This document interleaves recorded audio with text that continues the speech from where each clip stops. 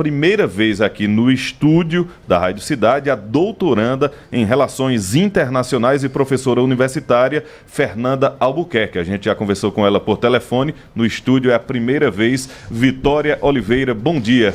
Bom dia, André, bom dia aos ouvintes da Rádio Cidade, bom dia à nossa trajetória de hoje, né? A Fernanda, que a gente fez por telefone agora presencialmente, e também ao professor Marco Aurélio. Professor, comunicador, cientista político, Marco Aurélio Freire e colega da nossa convidada hoje. Bom dia, professor. Muito bom dia, André. Bom dia, Vitória. Bom dia também ao nosso pessoal da técnica, Vinícius, Rubi, Elaine, vovô está aqui, aos ouvintes e a Fernanda. É um prazer ter Fernanda pela primeira vez aqui nos nossos estúdios, para a gente falar de temas tão importantes, né? Um passeio, digamos assim, pela geopolítica, por questões da política internacional que também afetam, dizem respeito sempre ao Brasil em alguma medida, principalmente as questões mais próximas, como a da Venezuela. Então, um prazer, né? A gente vai bater esse papo aqui. Hoje é política aqui no Cidade Entrevista, mas política internacional. Exatamente. Falar desse mundo globalizado, né? O globalismo, o global com o local, né? E é o local, né? Como Isso, se fala. Com a professora Fernanda Albuquerque. Muito obrigado por aceitar o nosso convite. A primeira oportunidade, conversamos por telefone. Muito obrigado. Seja bem-vinda, professora doutora Fernanda Albuquerque. Muito obrigada pelo convite. Eu que agradeço de poder estar aqui com vocês. Professora, já que na primeira oportunidade a gente conversou por telefone, eu queria que a senhora se apresentasse olhando para essa câmera. Quem é Fernanda Albuquerque com relação à vida acadêmica e também à vida profissional? Então, eu sou caruaruense, né? Eu sou daqui, mas eu fui fazer faculdade, eu fiz graduação e mestrado de Relações Internacionais na UEPB, na Universidade Estadual da Paraíba. Atualmente eu faço doutorado pelo Santiago Dantas, que é um conglomerado Unesp, Unicamp e PUC São Paulo. O doutorado é em São Paulo, então no momento eu estou na tese, por isso que eu posso estar aqui. E sou professora da SES. Muito bem feita a apresentação. A gente está vivendo num mundo com vários momentos de tensão, né? Várias tensão guerras, na Venezuela, né? Isso. No Oriente Médio. Guerra, possibilidade, inclusive assim, informações de possibilidade de guerra civil na Venezuela, guerra regional no Oriente Médio, eleições nos Estados Unidos, que a gente já falou, inclusive, com atentado com um candidato. Qual o balanço que a gente faz de todas essas situações, professora? Inclusive a China, a Rússia, querendo implementar uma nova ordem mundial baseada em um mundo sem regras. Acho que o balanço geral que podemos fazer é que o mundo está mais instável, ele está mais multipolar. Essa instabilidade se deve justamente a esses vários polos de poder que nós podemos ver. Nós vivemos um momento de Guerra Fria, onde tinha Estados Unidos de um lado e União Soviética de outro. Depois tivemos um momento de uma certa hegemonia estadunidense. E essa hegemonia ela está em queda. E aí outros atores estão surgindo. Rússia, China, e outros atores vão tendo mais força também. Então, isso gera mais instabilidade, a possibilidade de mais conflitos no cenário internacional. Então, nesse cenário de guerra, porque aí tem guerra na Europa, né? Rússia e Ucrânia, isso. Tudo que os meninos colocaram aqui, que a André colocou. Aí, pensando agora, já começando a traçar um plano, a gente começa vamos começar pelo Oriente Médio, né? Perfeito, professor.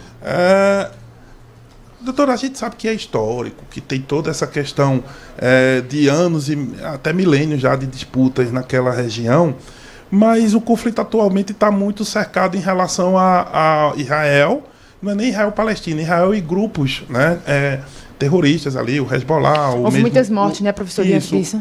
Hamas, Hezbollah, né? Grupos bem... mas esses grupos, embora os grupos não são exércitos organizados, eles são apoiados por país, né, que é o Irã, que por sua vez o próprio Irã também está num conflito interno, tem muita digamos assim, revolta interna no Irã. É possível que, no caso, o governo do Irã entre numa instabilidade porque internamente tem muita oposição, ou o Irã sai dessa, se organiza? Porque, pelo que eu estou vendo, tem muito conflito interno também, muita revolta nas ruas e o governo é bem opressor. O que está ocorrendo com o Irã, que é um ator importante para a gente entender o conflito no Oriente Médio? Como é que está essa questão lá do país e da estabilidade do país? Então, Marco Aurélio, sobre o Irã, o que é que eu diria? Apesar de haver uma forte oposição, vários protestos, vários movimentos, o que acontece é que é um regime ditatorial. Então, eu não imagino que isso vai ter tantas repercussões para o regime político do país. Acho que vai acontecer mais opressões e cada vez mais o povo fica mais oprimido e se mantém o regime no momento. Eu acredito nisso. Inclusive, não, o que a André tinha falado no começo, é possível que até haja uma regionalização dessa crise lá entre o Irã e Israel, né? Sim, é possível, né? Não dá para afirmar com certeza que vai acontecer, mas sim, é possível. E isso é uma das cartadas que é usada por muitos presidentes para manter uma certa unidade interna. Então, o país estar dessa forma convulsionando também ajuda para que um líder iraniano queira entrar em guerra com outro país. Porque aí fica naquela situação de estamos em um conflito internacional, não dá para a gente mudar de presidente, não dá para a gente fazer nenhuma alteração interna. É a questão de Israel com o Netanyahu, né? Netanyahu está no poder, tem vários processos que ele enfrenta, já foi julgado com casos de corrupção. Mesmo assim, ele continua à frente do país com a justificativa de estamos em guerra. Não podemos mudar o presidente agora, nesse momento, não podemos mudar a liderança. Então, o Irã também pode se utilizar disso. É até uma própria ditadura, né, professora? Agora, praticamente até mesmo Israel, que estava tentando a população imprimir uma mudança lá no Supremo, né, na Suprema Corte, enfim, a possibilidade de queda de Netanyahu, ter uma guerra no seu quintal ajuda a se manter no poder. Isso para Israel, isso para o próprio regime do Irã, eles promovem essas guerras justamente para isso, doutora? Não apenas para isso, mas sim, isso ajuda bastante. Porque seguindo um raciocínio lógico, se você está tendo um conflito internacional, não dá para você mexer ao mesmo tempo no líder político do país. Gera mais instabilidade ainda. Então, eles utilizam esse argumento para precisamos resolver primeiro a questão internacional, precisamos primeiro resolver esse conflito que nós estamos e depois nós organizamos a casa.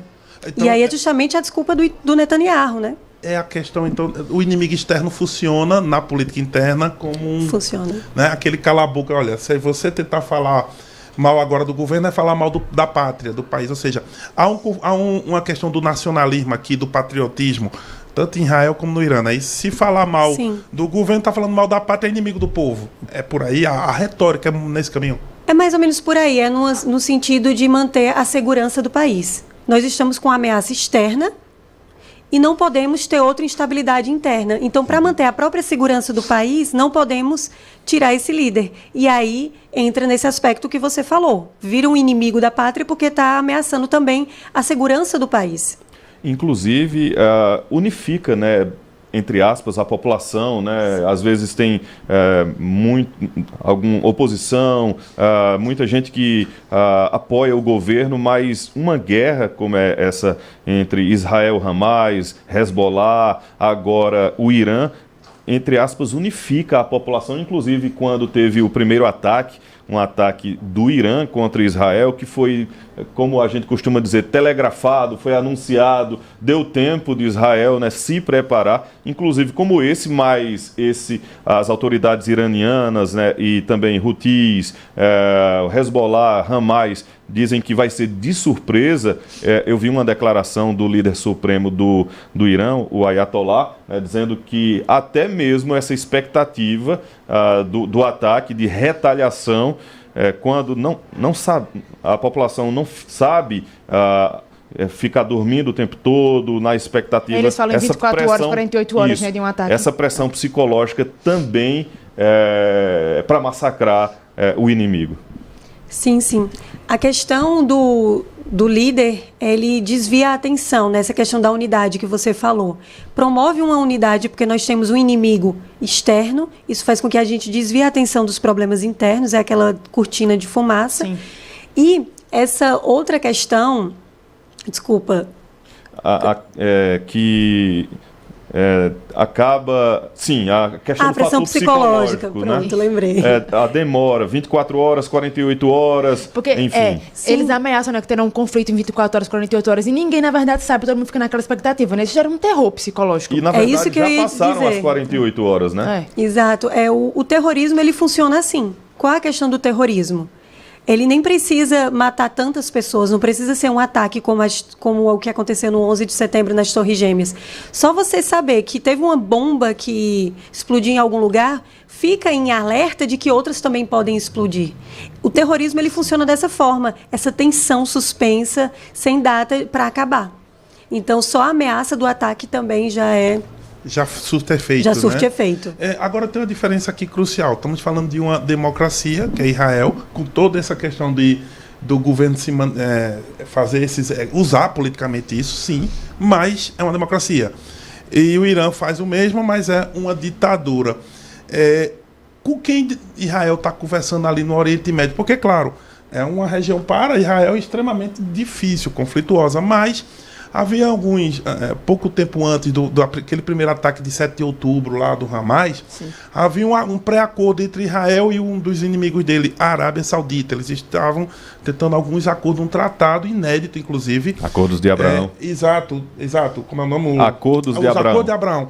E naquele ponto, dizem que o Hamas justamente entrou nesse jogo a pedido do Irã para justamente melar esses acordos. E aí, porque apesar de tudo, Irã é inimigo também da Arábia Saudita. Esse xadrez é muito louco, né? Israel é inimigo de Arábia Saudita e de Irã, Irã também é inimigo dos dois, e a Arábia Saudita é inimigo dos dois. Então todo mundo é inimigo. A questão é, dois inimigos iam se juntar de algum modo. Depois daquele dia, aquilo ali ficou meio em suspense, depois do 7 de outubro, daquele ataque do Hamas. Mas esses acordos podem voltar. Realmente a estratégia de Israel é tentar melhorar sua relação, pelo menos com a Arábia Saudita e alguns outros atores da região, doutora?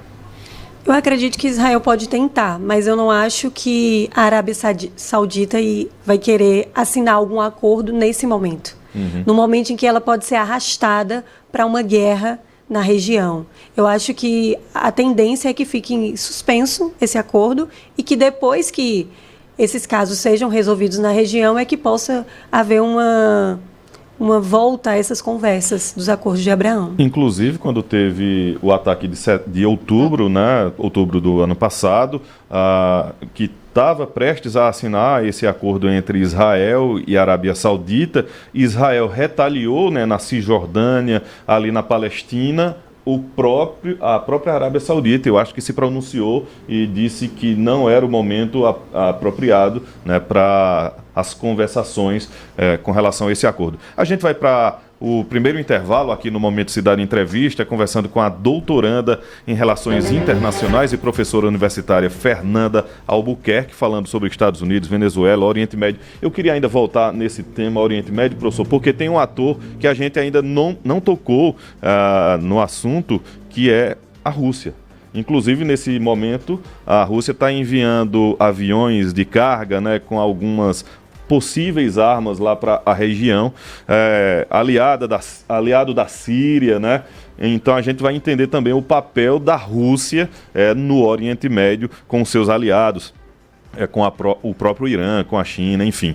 Daqui a pouco a gente volta, pode mandar a sua mensagem para o WhatsApp Cidade, tem também o nosso canal no YouTube. O assunto de hoje é política internacional, conversando com a professora Fernanda Albuquerque.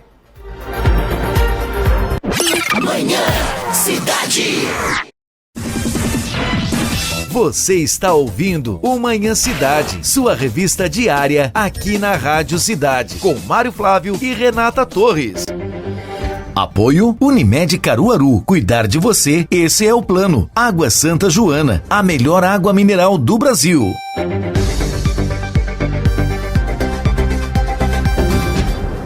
A JCL Casa e Construção vai te surpreender. Uma loja ampla e confortável com as melhores marcas do mercado em elétricos e hidráulicos, além de diversos itens de decoração para deixar o seu ambiente ainda mais aconchegante. Aqui você encontra marcas de confiança que deixarão sua obra muito mais segura. Conheça também nosso setor de pisos e porcelanatos, com opções para todos os ambientes. JCL Casa e Construção. Fácil de chegar, melhor para comprar. Lojas em São Santa Cruz, na Avenida 22 de Abril e em Caruaru, por trás.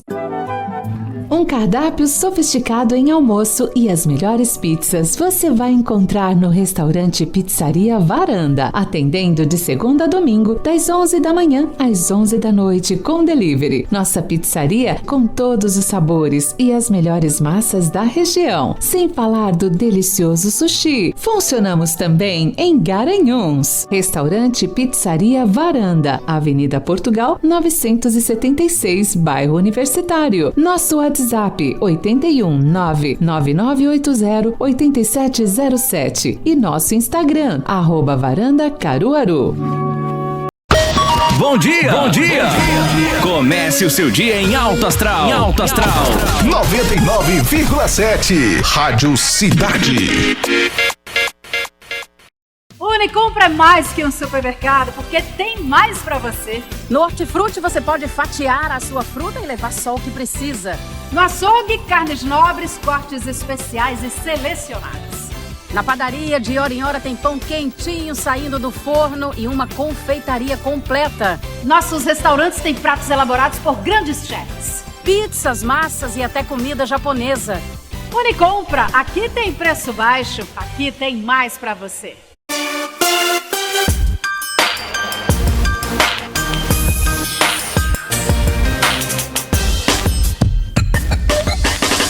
Cidade. Na cidade, 11h24. Você está ouvindo o Manhã Cidade, sua revista diária aqui na Rádio Cidade, com Mário Flávio e Renata Torres.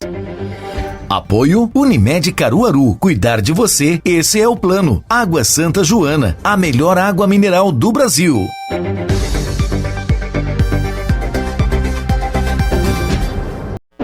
Manhã Cidade. De volta com Manhã Cidade, Momento Cidade Entrevista, hoje recebendo no estúdio a doutoranda em Relações Internacionais e professora universitária da SES, a coordenadora, né, do curso de Relações Internacionais, professora Fernanda Albuquerque. Não, coordenadora ainda não. Ainda não, perdão. Vou só, tem gente mandando mensagem, né, já para aqui, para Fernanda, professor Emerson Francisco de Assis, né? Ele diz bom dia para a bancada da Rádio Cidade, bom dia à professora Fernanda, a professor Marco Aurélio também, estou aqui na escuta, professor Emerson lhe mandando aquele salve. E também o doutor Gilmar Pimenta, advogado, ele diz, olha, bom dia, parabéns por abordar um tema tão complexo e distante dos brasileiros de um modo geral, mas vocês estão abordando de um modo muito sábio. No entanto, também eu gostaria de dizer o seguinte, a gente não pode nomear de guerra o que o governo de Israel está fazendo ali na Palestina, porque não é uma nação contra outra, né? Como é no caso da Ucrânia com a Rússia. E aí, ele, na opinião do Gilmar Pimenta, o governo israelense está promovendo um ataque em massa a uma etnia, mais ou menos do mesmo jeito que Saddam Hussein fez com os curdos lá do Iraque. Esse é o doutor Gilmar Pimenta, né? Advogado. Existe muito esse discurso, né, professor, de acusar um país de estar fazendo terrorismo com outro e outro ser a vítima e vice-versa. E aí eu queria perguntar exatamente nessa linha, Fernanda, que é o seguinte, a Palestina não é realmente um país, né? O doutor Gilmar, realmente ela não é bem um país ali. E não tem exército. Então, a gente chama isso talvez de guerra assimétrica ou guerra contra o terrorismo. Não é guerra, é conflito assimétrico, né? Como é que a comunidade internacional, de um modo geral, a ONU e outros atores internacionais olham para esse tipo de conflito? Porque é um conflito de um Estado, com exército, com governo, contra uma região que não é exatamente um Estado. Como é que se classifica isso em termos do direito internacional e das relações internacionais também? Então, para evitar errar nomenclaturas, a gente pode chamar de conflito ao invés de guerra. E sobre o que a comunidade internacional está chamando, a maioria dos países nomeia como um genocídio, que é o que a gente pode falar quando a gente fala que um país ele está tentando eliminar uma população do seu local, né? Então, se você está promovendo uma guerra, um conflito com outro país, é uma coisa. Quando você está tentando eliminar, realmente matar toda a população, é chamado de genocídio. E vários países acusam que Israel está fazendo, na verdade, isso. Ou seja, na ONU tem vários países defendendo essa ideia de que, votando ali, né, na ONU, contra Israel, acusando Israel de genocídio. Quem está do lado de Israel nesse jogo político são os Estados Unidos, doutora? Sim. Estados Unidos está do lado de Israel, mas o próprio Estados Unidos, por causa dessas várias declarações de genocídio, também tem pedido para Israel dar uma maneirada nas agressões contra a Palestina, porque são agressões diretas e indiretas. É o fato dos palestinos não terem acesso à água, não terem acesso à energia. Então você vai matando a população de diversas formas, tanto com bombardeios, como não tendo acesso a recursos básicos. Então, dessa forma, pela pressão da comunidade internacional, até o próprio Estados Unidos, na pessoa do Biden, já fez pressões ao Netanyahu, a líderes israelenses, para que as agressões contra a Palestina, contra o povo palestino, não sejam tão intensas. E, recentemente, os Estados Unidos têm pressionado por um cessar-fogo, né? Uhum. Inclusive, o próprio Israel, né, já se defende dizendo que está retaliando o inimigo, né, que está ali em meio à população palestina, em meio também à Cisjordânia, né, até no norte de Israel, ali próximo ao Líbano, dizendo que não é contra a população palestina, é contra os terroristas, né? O Hamas, o Hezbollah, né? Que está em meio à Palestina, à Cisjordânia e até o norte de Israel, né, doutora? Sim, esse é o argumento israelense, né? Não tenho como dizer se é verdade ou não, mas assim, esse é o argumento, porque fica feio para o país. Existe hoje uma necessidade de uma legitimidade internacional. O país ele não quer ser constrangido internacionalmente como aquele país que está promovendo o genocídio. Então o país nunca vai falar abertamente que está querendo eliminar a população palestina dali. Então o que ele vai falar é que está tentando atacar os líderes do movimento, do Hamas, e para isso acaba tendo efeitos colaterais. Inclusive, eu estou me lembrando agora que até o discurso de Netanyahu é acabar com o Hamas. Inclusive, muita gente diz, né, muitos analistas, não tem como acabar com o Hamas, porque o Hamas é uma ideologia, né? Isso, é uma ideia. Como é que você mata uma ideia? Porque mesmo que você mate os representantes, né, a ideia surge e aí novas pessoas surgem e agregam a ideia, né, no futuro. Isso, e pode ter um efeito rebote, né? Isso. Quanto mais você ataca aquele grupo, mais as pessoas vão se juntando e tendo mais ódio aos Estados Unidos ou ódio a Israel e querendo mais e mais levantar essa ideia. E aí, então, a pergunta que André deixou no ar, a questão se os Estados Unidos estão do lado de Israel e a Rússia e China, como é que estão esses dois países também? Quando a gente pensa em mundo, né? A gente começou falando do mundo multipolar, né? O mundo não é mais uma única grande potência. Então, se tem Estados Unidos de um lado, pensamos aqui Rússia e China do outro, né? Ali mais para o Irã, né? A gente nem falou de Europa.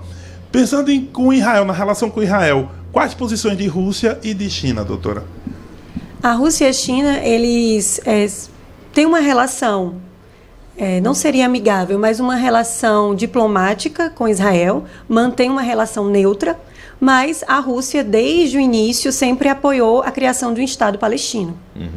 Então, tanto a Rússia como a China nesse lado ficariam muito mais do lado da Palestina, tanto que a Rússia e a China condenaram a morte do líder do Hamas, né, que aconteceu na última semana, e também a morte do líder do Hezbollah, que aconteceu no Líbano. A do Líbano, Israel assumiu a autoria do ataque, mas a morte do líder do Hamas, que aconteceu no Irã, Israel não assumiu. E aí, tudo isso deixou o ambiente ainda mais tenso, né? Porque, além disso, a base militar americana ela foi atacada no Iraque pela resistência islâmica, que são todos aliados ali. Irã, Hezbollah. O Irã, ele financia, né? O Hezbollah, o Hamas. E também essa resistência islâmica do Iraque também é aliada, é o eixo da resistência, né? Todos esses, eles têm um certo apoio também da Rússia, porque é aquela ideia de ser contra a hegemonia ocidental, ser contra os Estados Unidos. Ainda sobre a Rússia, a Rússia tem uma parceria, né, de longas datas, né, com o ditador Bashar al-Assad, né, da Síria, inclusive com bases lá na Síria. E um ministro, agora que fugiu o nome da Rússia, foi ao Irã, né, conversar, né, com o presidente do Irã, enfim, não sei se conversou com o líder, o Ayatollah, o líder espiritual, né? Mas informações que vários aviões da Rússia chegando ao Irã, que eles estão posicionando mísseis. Ou seja, a Rússia tem também um protagonismo ali no Oriente Médio, né, doutora? Sim, sim. A Rússia, ela apoia o Bashar al-Assad desde o início da guerra civil que acontece no país, né? Então, já faz muitos anos, desde 2011. A Rússia também tem o Irã como aliado. Então, é bem tenso o momento, porque a Rússia está do lado do Irã, está do lado da Síria. Estados Unidos se movimenta para apoiar Israel, já apoia Israel há muito tempo e com certeza vai continuar apoiando, principalmente agora no momento de eleições, né? Os Estados Unidos tem uma comunidade judaica muito grande, existe um lobby judaico muito grande, então o Biden, ele não pode se dar o luxo de não apoiar Israel agora nesse momento. Mas se o Trump vencer a eleição, o apoio é mais explícito? Seria mais explícito dos Estados Unidos para... Eu acredito que o apoio é mais explícito. Eu acho que o Biden, ele poderia até tentar não dar tantos recursos para Israel, mas agora como ele está em um período que ele está apoiando, né, a sua vice, ele vai tentar reforçar o Partido Democrata. Então ele vai apoiar Israel.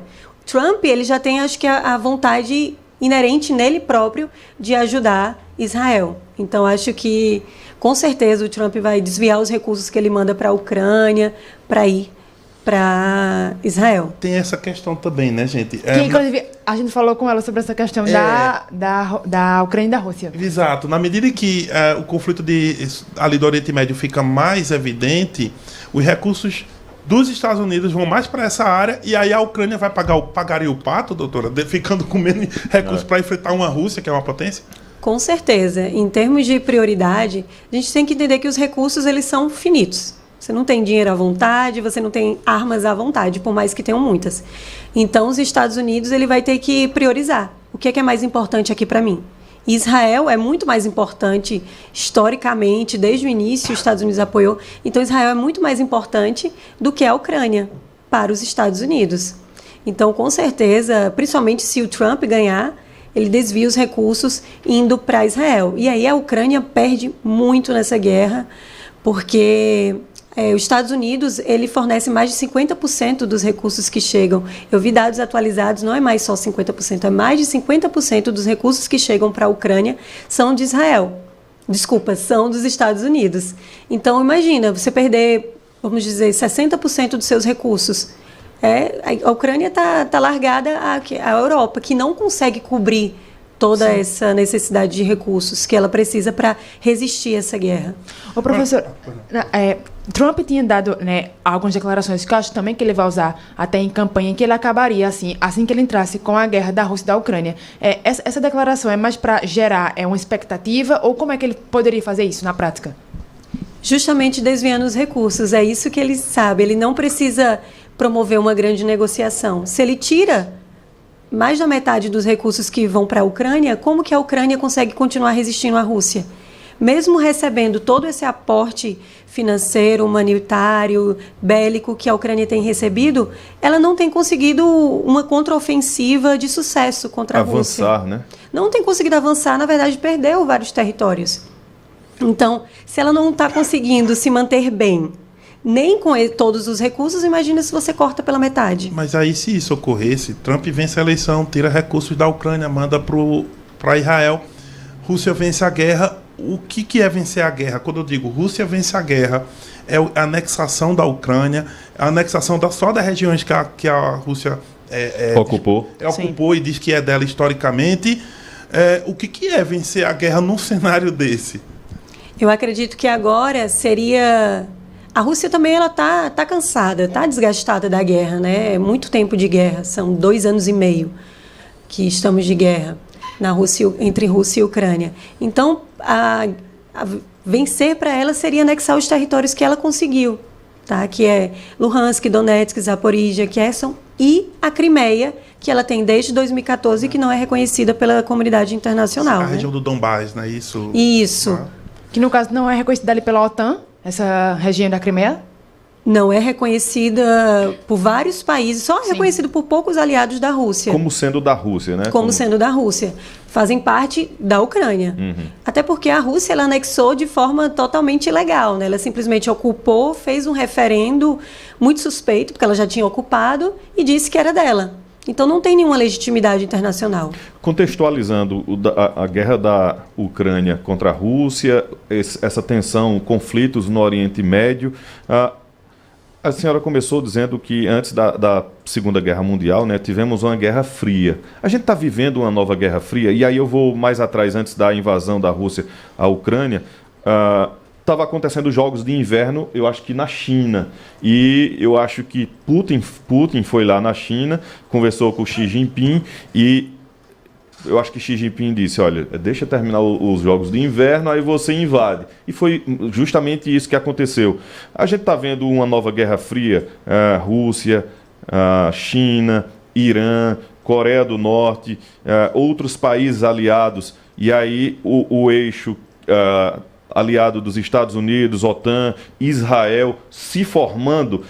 E aí, por exemplo, eu vi a declaração de Xi Jinping dizendo que os Estados Unidos vão ruir com várias guerras no mundo. E ainda tem outra, né, que pode estourar a qualquer momento. Taiwan contra a própria China. A possibilidade da China invadir Taiwan, dizendo que é território chinês. A gente os países aliados da Rússia, China, estão estressando os Estados Unidos, inclusive com a questão de tentar derrubar o dólar. Isso pode provocar uma nova guerra mundial? A gente está vivendo um momento de nova Guerra Fria, a formação desses dois blocos, doutora? Sobre ter uma nova guerra mundial. É difícil, né, dar uma resposta certeira, mas o que vemos a Europa tem se armado muito, tem aumentado muito os gastos com defesa. No primeiro governo, né, no governo de Trump, ele já falava que pensava em se retirar da OTAN. Por quê? Porque eram os Estados Unidos que estavam praticamente bancando essa aliança militar. Porque os países europeus não estavam cumprindo com o acordado que eles tinham que gastar 2% do PIB com armamentos, com defesa militar. Só que agora, vários países, tem países que estão superando, que estão indo mais de 2% gastando com defesa militar. Isso já fica no ar por quê esses países estão se armando tanto? Inclusive, alguns países já entrando como em economia de guerra. Exatamente. Então, assim, são várias guerras eclodindo, a gente fala na possibilidade de terceira guerra mundial, e vários países europeus estão gastando mais com defesa.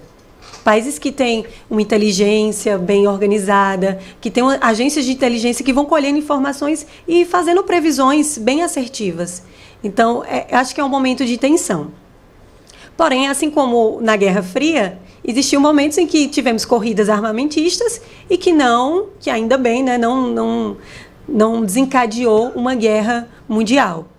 Sobre se estamos vivendo um período de Guerra Fria, vários analistas, e acho que eu concordo com essa ideia, falam que não necessariamente é um momento novo e que, claro, nós tendemos a associar com o que a gente já conhece, que foi a Guerra Fria. A Guerra Fria ela era principalmente uma bipolaridade, Estados Unidos e União Soviética, não tinha outros países que conseguiam chegar perto. O que nós vemos hoje é mais uma multipolaridade. Tem os Estados Unidos, que está caindo um pouco, tem a China crescendo, tem a Rússia ressurgindo, tem a União Europeia como bloco, né, tendo mais força nas questões internacionais. Ou seja, não tem um ator dominante, dois atores dominantes sozinhos, como antes. Não é uma bipolaridade clássica como vimos anteriormente. Mas sim, acredito que estão se formando dois blocos, porque um desses blocos, vamos dizer, um bloco ocidental e um bloco anti-ocidente, que seria Rússia e China. Para quê? Para reformar esse sistema internacional. Olha, a gente vai entrar na última pergunta desse bloco, doutora, rapidinho, mas assim, acho que é a pergunta mais ingrata que a gente vai fazer na entrevista, que é do nosso ouvinte Walter, né, grande ouvinte nosso. A gente agradece a pergunta a ele. Ele diz o seguinte, veja só. Bom dia, pessoal da bancada, bom dia, professora. Eu gostaria de saber o seguinte, qual o motivo que deu início a esse ódio que uma parte do Oriente Médio destila contra Israel? Seria por questão de terra? Seria questões religiosas? Seria questão econômica? Enfim, professora, qual o verdadeiro motivo de todo esse ódio? Um abraço em todos. Ele perguntou sobre a origem do conflito Israel e Palestina, Israel, Oriente Médio. Rapaz, essa deve ser uma resposta de uma tese, né? E eu ainda acrescento, seria tudo isso? Professora, com a palavra, doutora Fernanda Albuquerque. Muito obrigada pela pergunta, tensa, né?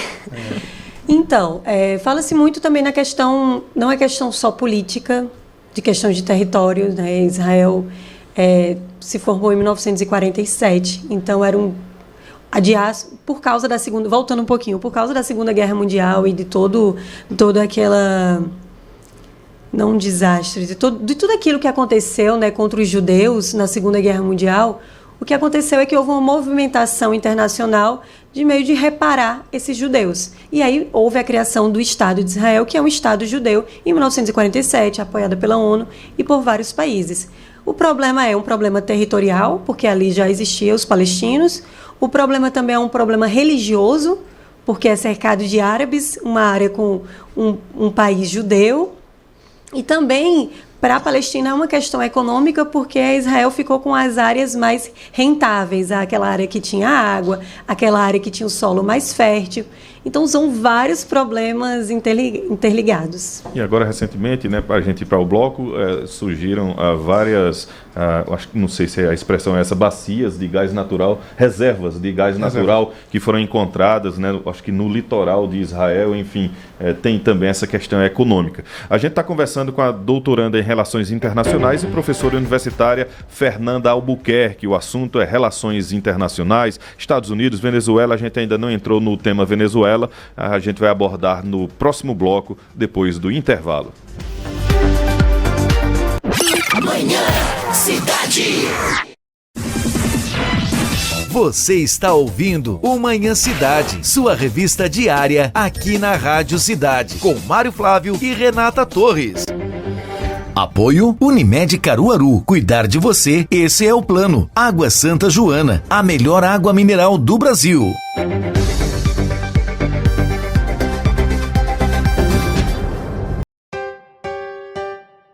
Crocância e sabor, a mais gostosa tem. Pipoca Bocos não tem pra ninguém. Muitas variedades, muitas opções. Pipoca Bocos ganham nossos corações. Bocos, Bocos, Bocos é a mais gostosa. Bocos, Bocos, Bocos é a mais gostosa. Está chegando em Caruaru o espetacular Mundo Mágico, um show de circo na Rua Belmiro Pereira, próximo ao pátio de eventos. O melhor e mais luxuoso espetáculo da atualidade. Siga nosso Instagram @circo.mundomágico e fique por dentro de tudo. Você não pode perder. Mundo Mágico, um show de circo. Aguardem.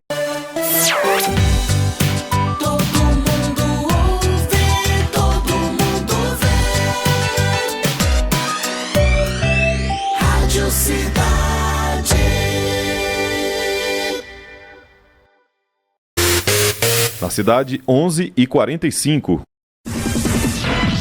Você está ouvindo o Manhã Cidade, sua revista diária aqui na Rádio Cidade, com Mário Flávio e Renata Torres. Apoio Unimed Caruaru. Cuidar de você, esse é o plano. Água Santa Joana, a melhor água mineral do Brasil.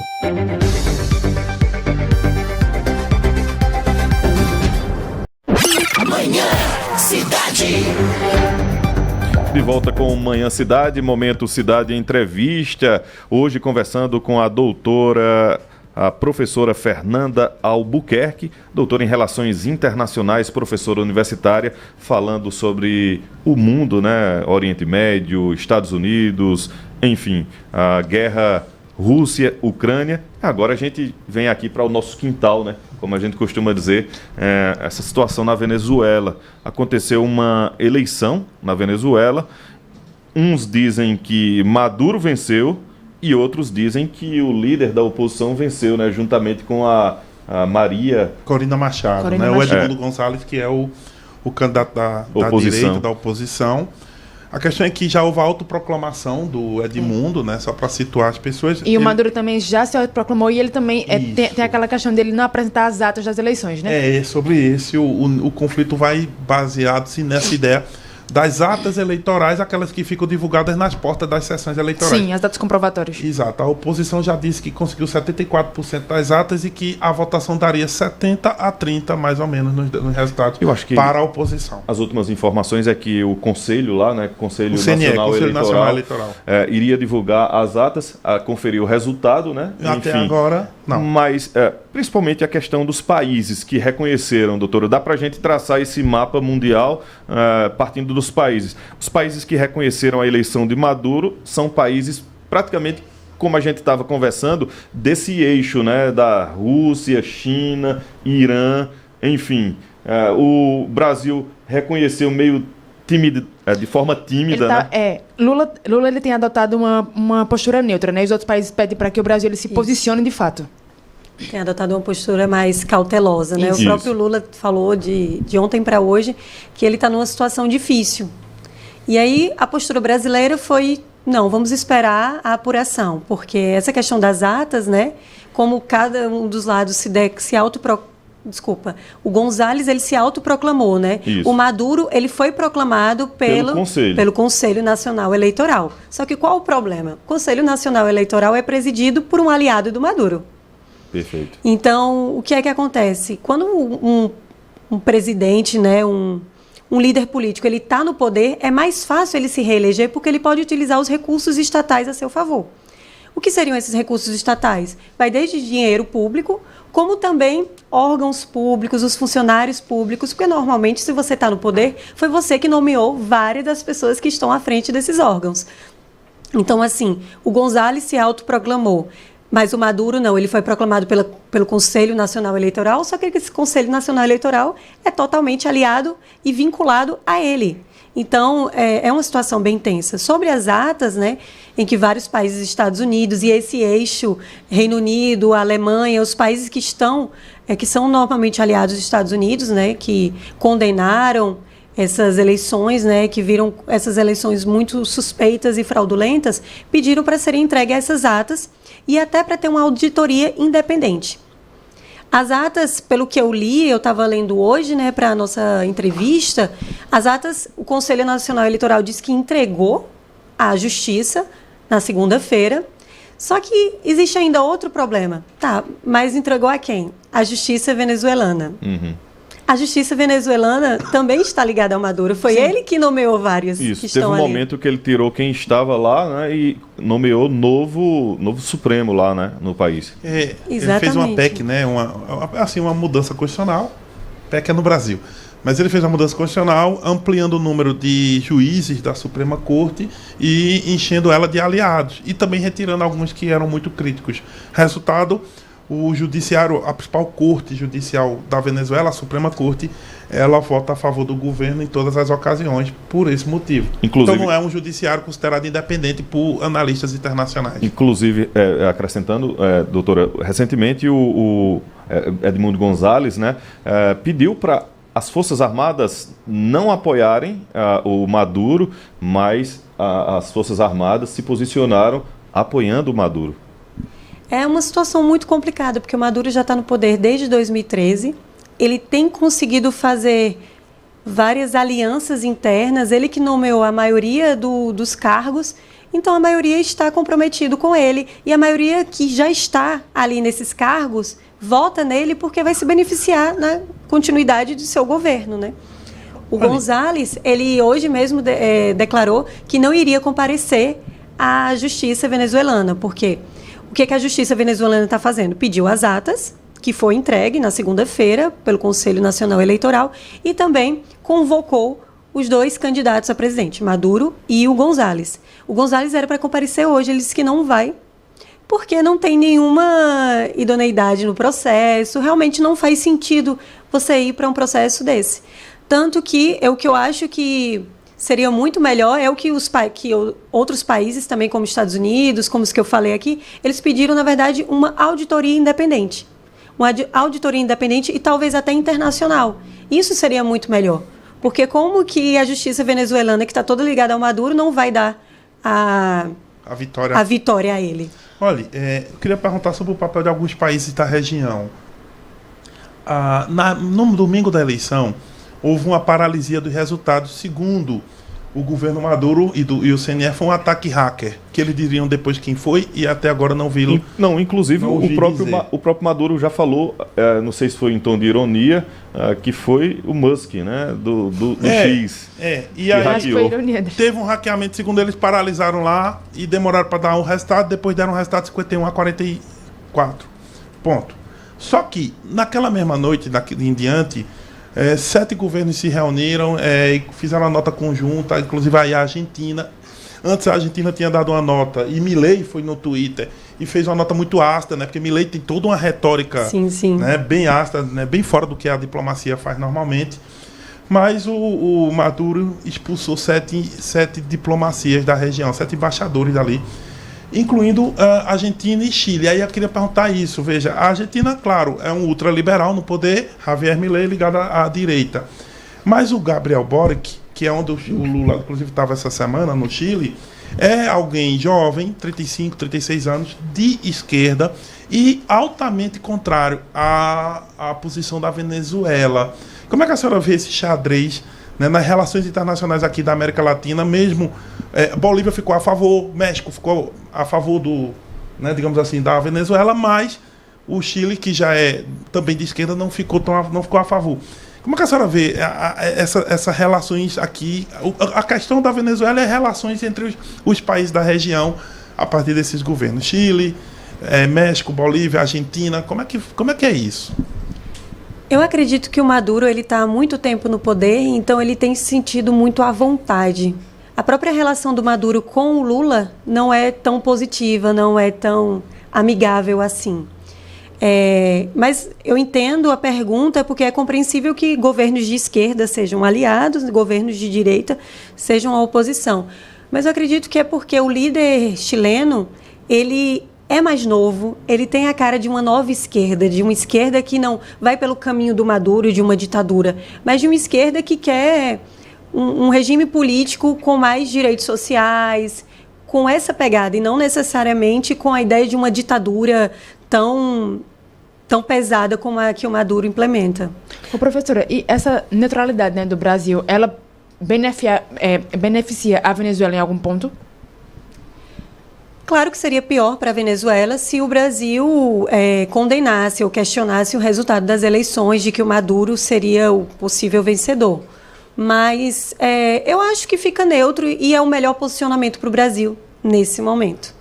Eu acho que é o melhor. O Brasil, ele sempre tende a ficar ali e esperar as coisas acontecerem. E eu acredito que para nosso peso internacional é o melhor a se fazer. Agora dá para a gente, diante do quadro, diante da situação, do posicionamento dos países aqui da América do Sul, de toda a América, do mundo, principalmente Brasil, Chile, enfim, dos nossos vizinhos, e do que a gente está vendo acontecer na Venezuela, dá para a gente saber como vai ser esse desfecho? Dá para a gente prever o que vai acontecer? Eu acho que seria pedir demais, né, doutor? Maduro cai. Ou fica? É bom trocadilho, né? Isso. É bom trocadilho, né? Maduro cai do poder. Muito bom. Trocadilho está dado. Então, vejamos. Pelo sistema venezuelano, o que nós vemos o Maduro, ele tem ele na mão. Tem o judiciário, Forças Armadas. As Forças Armadas. O Legislativo realmente tem uma certa representação de oposição, que eu acho que ele mesmo permite que exista ali dentro do país. Para ter algum inimigo, né? Faz bem para a política, né? Ter esse jogo. Então, pelo sistema venezuelano, eu acredito que o Maduro continua. Mas aí a gente pensa, e toda a comunidade internacional se movimentando e questionando. Também já foi questionado em outros momentos. O Maduro está desde 2013, quando ele se reelegeu em 2019, também foi questionado. Os Estados Unidos impuseram embargos econômicos. Então, já faz tempo que o Maduro é questionado no poder e ele continua. E, assim, nas relações internacionais, nós temos o princípio, no direito internacional, há o princípio da não intervenção nos assuntos internos. Então, um país, ele não pode intervir no outro. Ele pode falar, ele pode condenar a atitude, questionar o resultado das eleições, mas ele não tem como intervir. Estados Unidos, Reino Unido, Alemanha e seus aliados não têm como intervir diretamente na Venezuela. Qual seria a brecha legal, de acordo com o direito internacional, quando há violações de direitos humanos? E direitos políticos também são direitos humanos. Só que, e aí eu estou montando um cenário todo de acordo com o direito internacional, agindo pelas vias legais, né? Para haver uma intervenção por vias legais, por uma violação de direitos humanos, de direitos políticos na Venezuela, por eles não terem o candidato que eles realmente elegeram, vamos dizer que foi o González, como líder político deles, para haver essa intervenção, precisaria do aval, e ela ser legal, precisaria do aval do Conselho de Segurança da ONU. Esse é o âmbito, o processo legal internacional, isso, o processo legal. Só que o Conselho de Segurança da ONU ele é composto por 5 membros permanentes que têm direito de veto. Então, é Rússia, China, Estados Unidos, Reino Unido e França. Então, qual o problema? Precisa ser unânime a decisão, porque existe o direito de veto. Se um disser que não pode, não tem como a decisão passar, não é uma democracia que a maioria decidindo é implementado. E aí, como é que Rússia e China vão aprovar uma intervenção na Venezuela, se ambos já parabenizaram Maduro pela vitória nas eleições? Então, se são aliados da Venezuela. Sem chance de uma intervenção legal da ONU na Venezuela. Não tem chance. Inclusive, eu lembro que no passado, alguns aviões, né, da Rússia pousaram lá numa ilha, lá na Venezuela, enfim. Sim. Teve até algumas informações, né, que vieram buscar reservas de ouro, enfim. É muita teoria da conspiração, né? Mas a gente vê essa aliança entre Venezuela, Rússia, a própria China tem interesse ali na região, na própria Venezuela por conta da Rota da Seda, né? E que já estava querendo trazer um plano B caso Maduro caísse, de conversação com a oposição.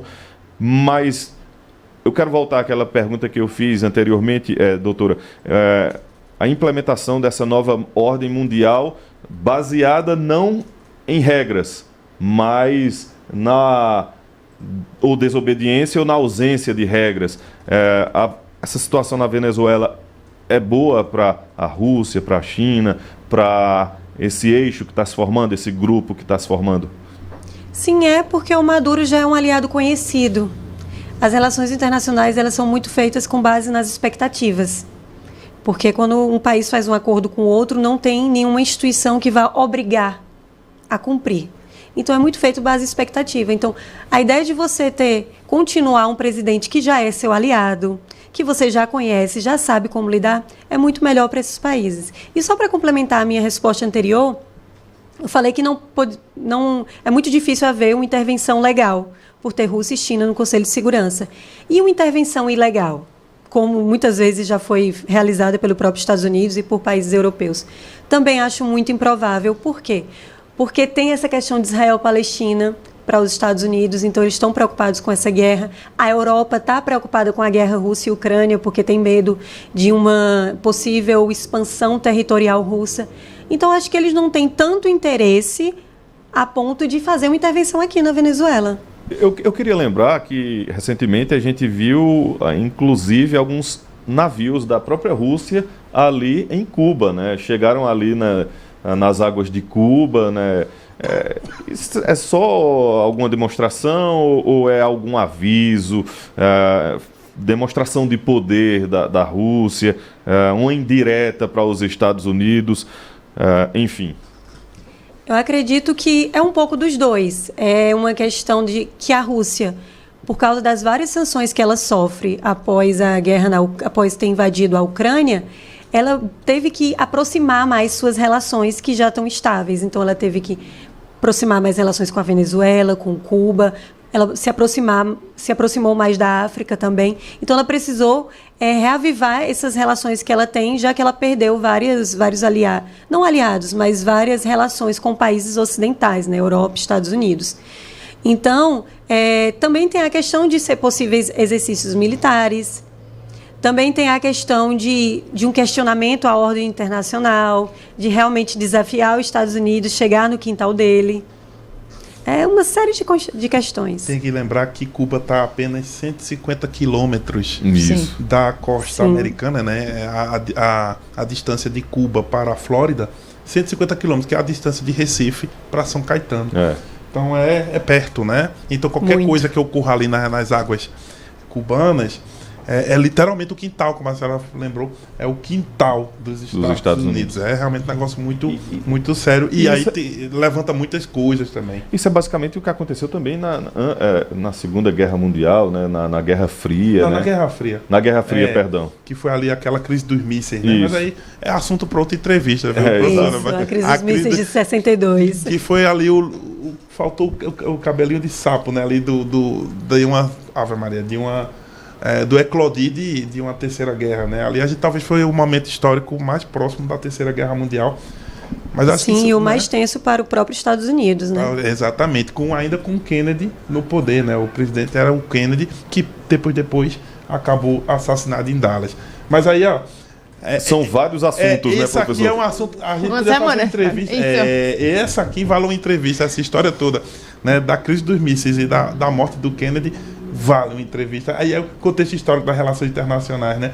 Essa vale uma entrevista especial, só por isso. E para finalizar, a gente abordou na última entrevista por telefone com a doutora, né? Se confirmou, né? A indicação de Kamala Harris, né? Isso. Para a candidatura à presidência. Eu acho que ela já apresentou até mesmo, não sei se é um homem ou se é uma mulher. É um vice. É um vice, né? É até um senhorzinho, né? Isso. Inclusive, só para terminar, né? Você lembrou bem na última entrevista que a gente fez, professora Fernanda. A senhora colocou, olha, Kamala está vindo aí, vai ter uma reconfiguração de forças. A senhora via o Trump como favorito na disputa, mas a disputa mudou com a chegada da Kamala no lugar do Biden. Com certeza. Como a senhora vê agora, a partir de agora, inclusive o Trump não está indo para os debates com ela, está meio que se negando aí. A corrida americana ganhou um patamar novo em que aspecto? O que a senhora espera agora do que está ocorrendo até novembro na eleição lá dos Estados Unidos? Só para a gente, né, fechar. Acho que ficou bem mais difícil, né, para o Trump ganhar essas eleições agora. Ele agora tem uma candidata que realmente está à altura para concorrer com ele. Tem a diferença de que a Kamala Harris ela não governou. Então, é possível apontar os erros do Trump e era possível apontar os erros do Biden. Mas não tem como apontar os erros dela, porque ela foi vice, mas ela não era presidente, não era dela a última voz. Então, isso faz com que ela possa atacá-lo muito mais do que ele fazer o mesmo, né? Sem falar também no público, no eleitorado que ela consegue atingir e consegue chamar mais para as votações, né? Público negro... Asiático também. Os latinos, exatamente. Asiáticos, né? Que ela tem o próprio nome dela vem da Índia, né? Sim. Então é uma classe diferente que ela consegue chamar agora para as eleições. Então, realmente, o Trump ele está numa situação mais tensa do que ele estava muito mais confortável com o Biden como seu opositor. A gente deu uma pausa, né, professor, na política local, porque a gente está nesse, como o senhor diz, limbo, né? Nesse limbo entre as convenções e a campanha realmente, né? O guerriô, como o senhor costuma dizer. O guerriô da campanha, dia 16. Que começa dia 16, né, com a campanha de rua, depois vem os debates, né? Exato. Vem debates, vem horário de rádio, né, que é lá pro dia 30 de agosto. Mas esses 10 dias, do dia 6 ao 16... não é que não tenha articulações na política local, mas tem, porque campanha não pode não, gente, viu? Oficialmente não começou a campanha, mas não quer dizer que a gente não trate de política aqui, né? Isso. Por isso o tema de hoje. A gente deu essa pausa hoje para falar de política internacional que também interfere, né, as decisões dos países. Como o professor disse, Lula esteve recentemente, né, no Chile fazendo as relações, acordos bilaterais, né? E a gente recebeu hoje aqui no estúdio a doutora em Relações Internacionais e professora universitária. Pela primeira vez, a gente já havia conversado com ela por telefone, Fernanda Albuquerque. Muito obrigado pela gentileza nessa aula, né, de Relações Internacionais, Política Internacional, né, professor? Exatamente. E uma aula que saímos Oriente Médio, que não é fácil discutir. Europa, Ásia, discutindo ainda também a Venezuela e Estados Unidos, enfim. é muito proveitoso, inclusive para os alunos, né, os alunos lá de Relações Internacionais, os de Direito que gostam dessa área, quem é interessado em política, vale muito a pena acompanhar essa entrevista também no nosso canal do YouTube. Professora, muito obrigado e até uma próxima. Eu que agradeço o convite. Agradecer à professora Fernanda Albuquerque, né, pela entrevista, tanto a outra como essa, e a você, André, e também ao professor Marco Aurélio. Professor Marco Aurélio Freire, e amanhã a gente vai conversar, né, com outro professor, né? Outro professor universitário, David Figueroa, que é doutor em Engenharia Química e vai tratar de cidades sustentáveis. Sustentabilidade, né? Porque a gente tem, nesse limbo, antes das entrevistas, vamos ter muita entrevista, gente, aqui com candidatos a prefeito, a vice, todo mundo vai vir para cá. Mas a gente está discutindo agora os temas que vão chegar nessa eleição. Então, esportes, segurança pública, né, a sustentabilidade, saúde, educação. A gente está trazendo aqui até o dia 16 especialistas em várias áreas, né, que vão afetar a decisão da escolha de cada um dos eleitores e eleitoras e nossos ouvintes. Hoje a gente também trouxe um especialista, aí já no cenário internacional não afeta as eleições locais, mas o Caruaru e nossa região não está fora do mundo, né? Então nada melhor do que entender tudo. E amanhã a gente volta para o debate de políticas públicas mais locais. David Figueroa, doutor em Engenharia Química, que vai tratar de cidades sustentáveis. O que é uma cidade sustentável? Como é que ela se organiza? E o que as prefeituras podem fazer, né, em cidades grandes, médias ou pequenas para instalar isso aí? Muito bem. Obrigado, professor. Agradecer também a Elaine Rubi, mais uma vez a doutora Fernanda Albuquerque. Agradecer ao Vinícius. Pensei que ele já tinha saído, estava ali escondidinho. E também aos nossos ouvintes. Mais informações, depois músicas para relaxar.